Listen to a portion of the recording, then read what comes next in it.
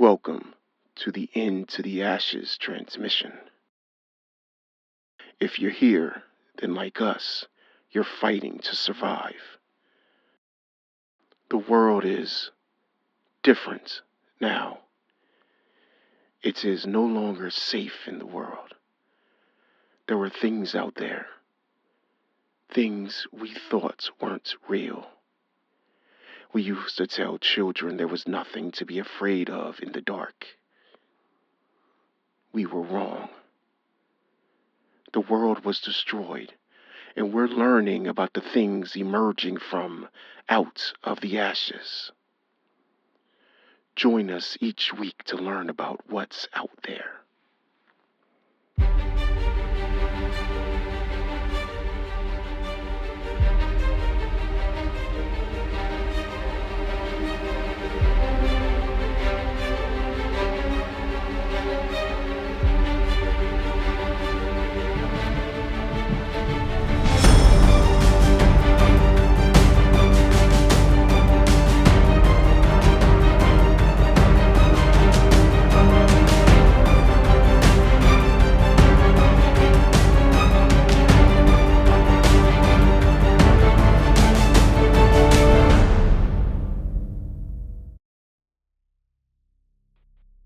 In this episode of Into the Ashes, we descend further than ever before into hell.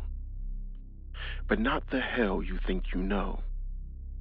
For centuries, hell has been imagined as a place of punishment, fire, torment, and external damnation.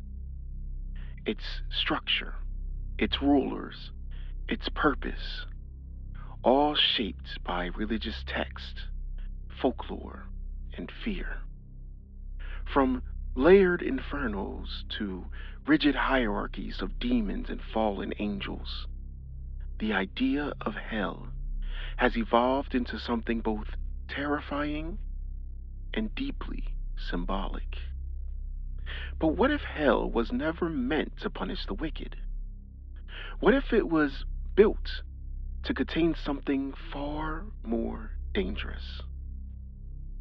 Let's begin our journey.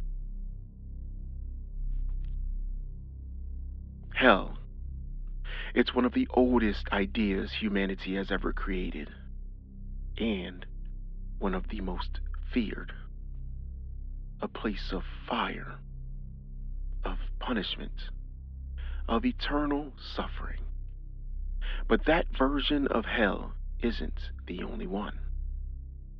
Because the truth is, hell has never been just one thing. In early Hebrew text, there wasn't even a hell in the way that we think of it. There was Sheol, a shadowy, neutral place where all souls went. Not punishment, not reward, just existence after death. Sheol is mentioned 66 times in the Hebrew Bible, and many versions of the Old Testament translate the word as hell. For example, the King James Bible renders Psalms 16:10 as, "For thou wilt not leave my soul in hell, neither wilt thou suffer thine Holy One to see corruption." The exact meaning and etymology of the word Sheol is debatable. Some biblical scholars argue it is a synonym for the grave itself. Under this view, a more accurate translation of Psalms 16:10 might be, "For you will not leave my soul among the dead, or allow your Holy One to rot in the grave." Other scholars disagree and argue Sheol is a realm of the dead. Even then, Sheol is a far cry from hell. Rather than a realm designed to punish sinners, Sheol is a place where all souls congregate and exist in listless nothingness. There is no pain or suffering, but neither is there joy or celebration. If not the Hebrew Bible, then surely hell is discussed at length in the New Testament. But even in the New Testament, references to hell are sparse. That's because hell, as we know it today, is a blend of many different traditions. In Greek mythology, the underworld was divided. Some were punished, yes, but others simply existed. A structure then began to form. Then came more defined interpretations, layers, punishments, rulers. One of the most famous depictions comes from Dante's Inferno, 9 circles of hell, each one dedicated to a different sin, each one descending deeper into suffering. This idea that hell is layered became one of the most influential concepts in Western thought. And it didn't stop there. Demonology texts began organizing hell like a kingdom or a hierarchy. Kings, princes, dukes. Each demon assigned power, rank, and purpose. At the top of many interpretations of hell's hierarchy sit the princes of hell. In many interpretations, they were also the fallen angels. And when they fell, they each took on one of the 7 deadly sins, each one embodying a fundamental flaw of human nature. Lucifer took on pride, the first to fall, once the lightbringer or morning star, now the symbol of rebellion itself. Lucifer represents the desire to rise above one's place, to become more than what was created, not just a ruler, but the reason the hierarchy exists at all. Mammon took on greed, the embodiment of wealth, possession, and endless desire. Mammon represents the idea that nothing is ever enough, that power can be measured, owned, and taken. Asmodeus, lust, a figure of indulgence and uncontrolled desire, not just physical, but emotional, obsessive, consuming, a force that drives action without restraint. Leviathan took on envy, often depicted as something vast, something consuming. Envy is not just wanting what others have, it is the need to take it or destroy it. Beelzebub took on gluttony, excess without limit, consumption without purpose, a hunger that can never be satisfied because it was never meant to be. Satan took on wrath.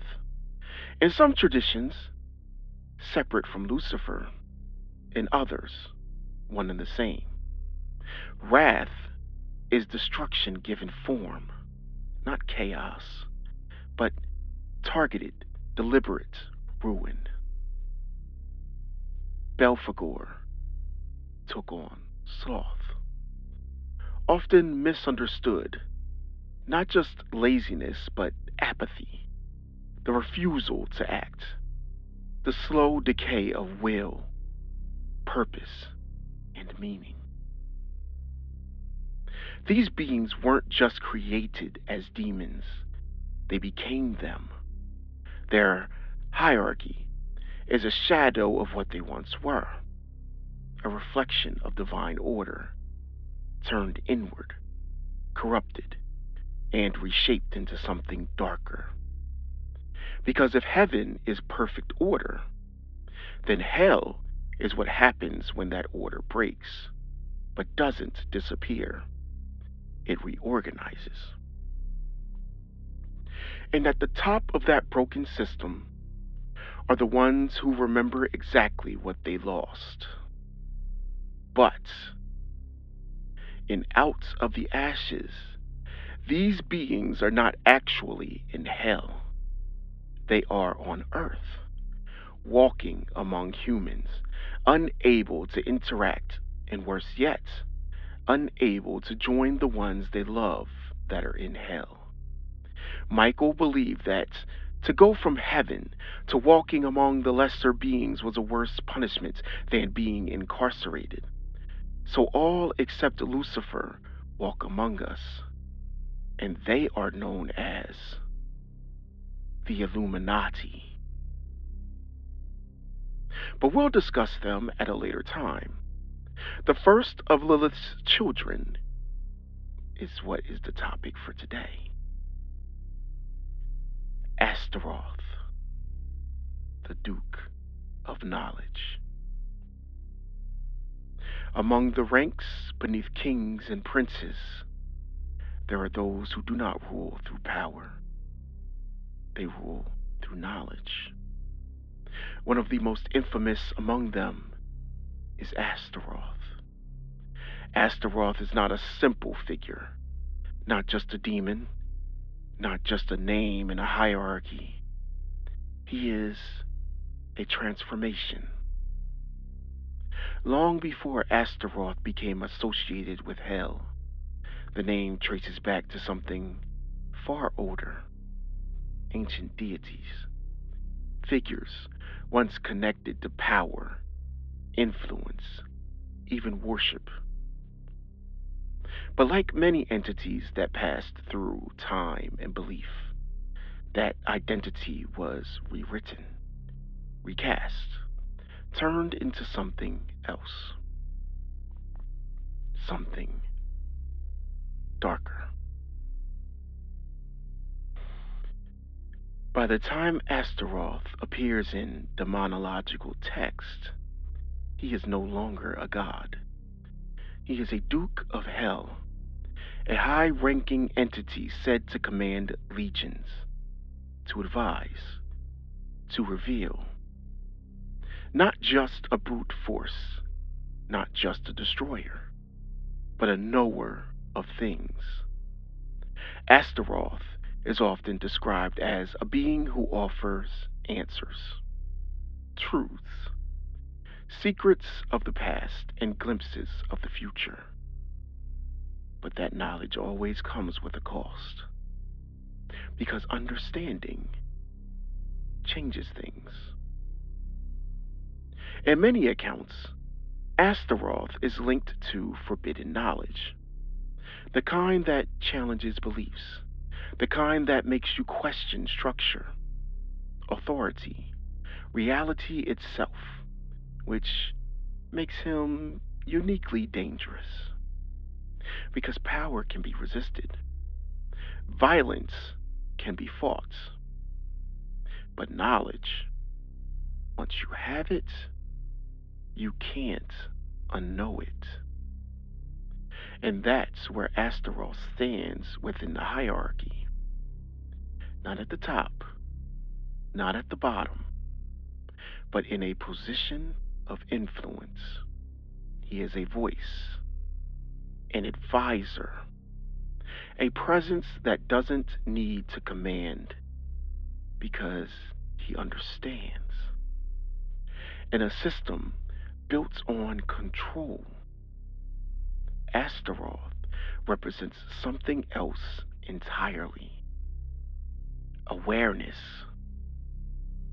And in any prison, the most dangerous thing isn't strength, it's knowing exactly how the prison works.